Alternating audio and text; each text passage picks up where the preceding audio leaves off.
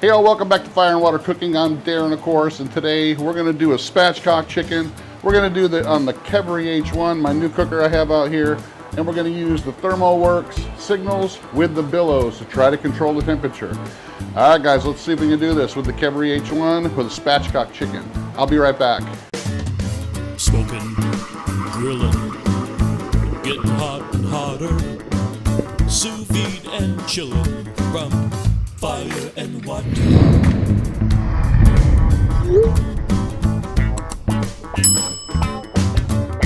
All right, guys, I'm really excited about this cook because it's going to be my first cook in the Keveri H1. And like I said, it's going to be actually, I don't know if my ThermoWorks billows with the signals is going to be able to control the temperature of that pit. It's not really set up that's you know, for it to really be used well with it, so we'll see.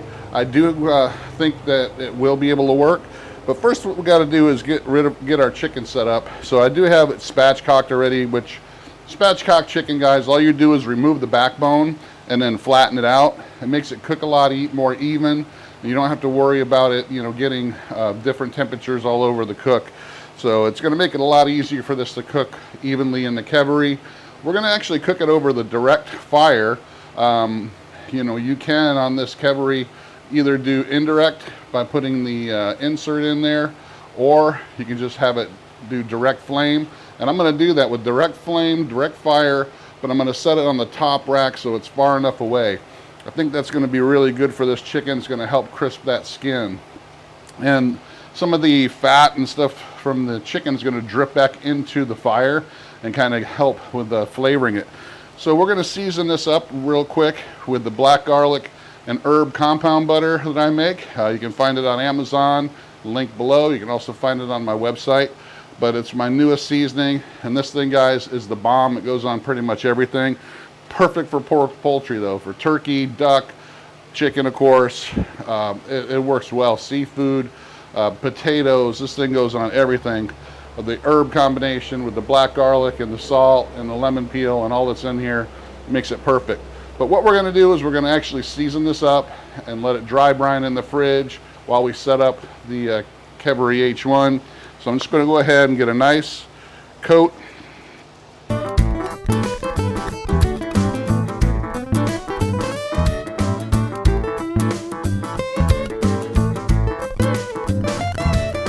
And just like that, guys, it's going to be seasoned up. Let it dry brine for about an hour or so, and we'll be back getting it on the Keveri. I'll be back. All right, guys, while the chicken is dry brining in the Fire and Water Cooking's black garlic and herb compound butter, we're going to go ahead and set up the signals with the billows to see if it's going to be able to control the temperature of the Keveri H1. So, hey, you don't know until you try. I think this is going to work out pretty good. So we're going to set this up. I'll take you over to the Keveri, show you how I'm going to set up the signals with the billows to try to control that temp. I'll be right back. All right, guys, so how I'm going to work this is the billows, which is the fan, is going to connect right here on the side, on the bottom vent of the Keveri. I have this little vent on the fan. I'm going to take that off for this cook because I don't know if I'm going to need it.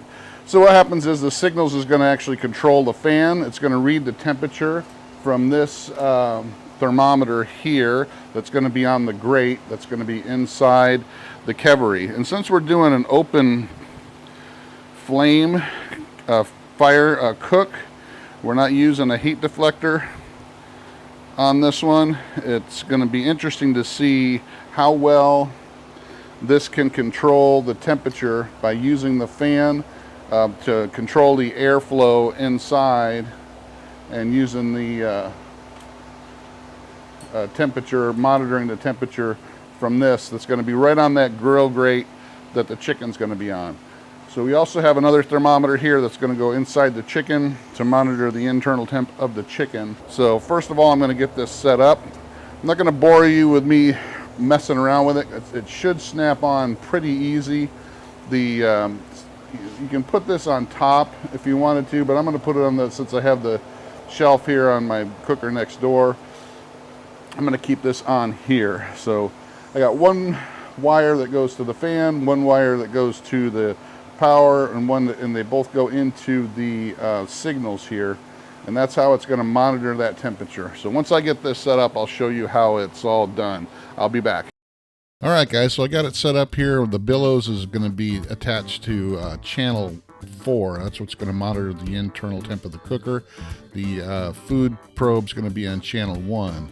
So whenever you use the signals with the billows, it's going to be on channel 4. So we're going to go ahead and get our probe for the temp controller on. I'm going to put it, right as close as I can to the side here, and it's going to be right over that fire.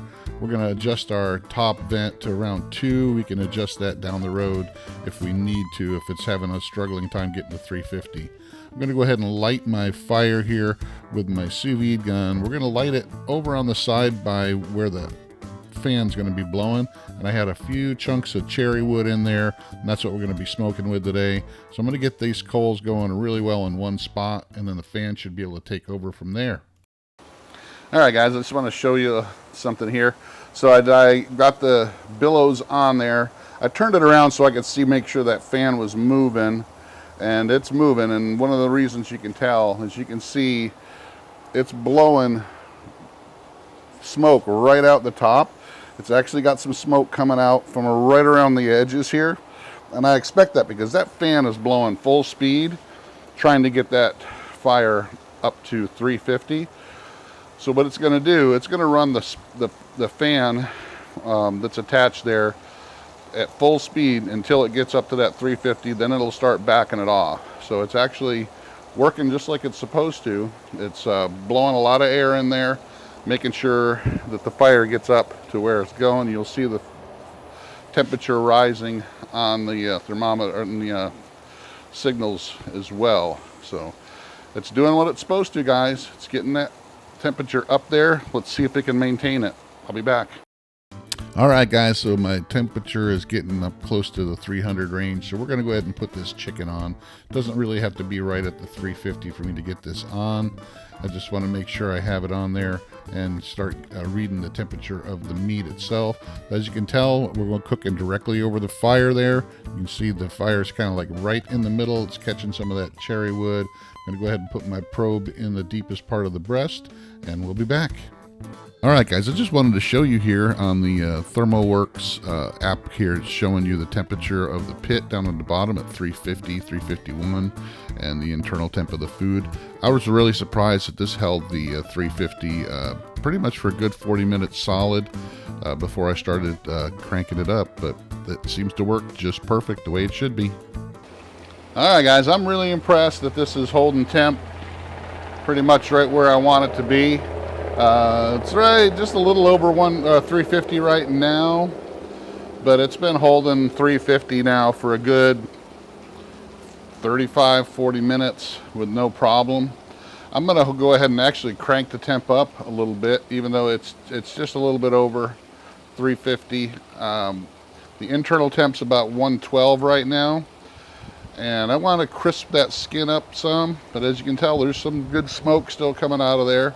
So we probably got some of that chicken fat dripping down into the fire, but and causing some good smoke to come up, but also that cherry wood I have in there. So I'm going to go ahead. Let's open it up and take a look. That's going to drop the temp a little, but I want to take a look at that skin, see how that's doing. Pull that out a little bit so you can see it. Oh, that's looking really good. It's got some good smoke to it. Of course, it's going to set that alarm off. But really got some good color to it going on. But I'm going to crank this temp up so we can get the skin as crispy as possible here. But yeah, that fire's got plenty of charcoal left to it. It's crisping up just right. Got some good smoke to it. I'm going to go ahead and crank it up. I'm going to crank it up to about 380 or so, and that should get us to our doneness as well. So, all right, I'll be back. All right, guys, I'll show you pulling this out. Just what this thing looks like. Make sure I can get my pan ready here. Wow, look at that. That's a pretty crispy looking skin. Let me get that thermometer out. Pull this one out. Put those over there. Oh, that's chicken is nice and juicy looking. It's got some juice coming out of there. Check that out. All right, let's get this over there, cut it open, take a bite so I can feed this to my family. Close this back up, and that fire should put itself out because it's gonna, the Keveri is so airtight that it's gonna smother that flame or that fire pretty good, just like you would in a Kamado. All right, guys, doesn't that look beautiful? My goodness. Whew. So, first off, the Keveri did a good job cooking this chicken.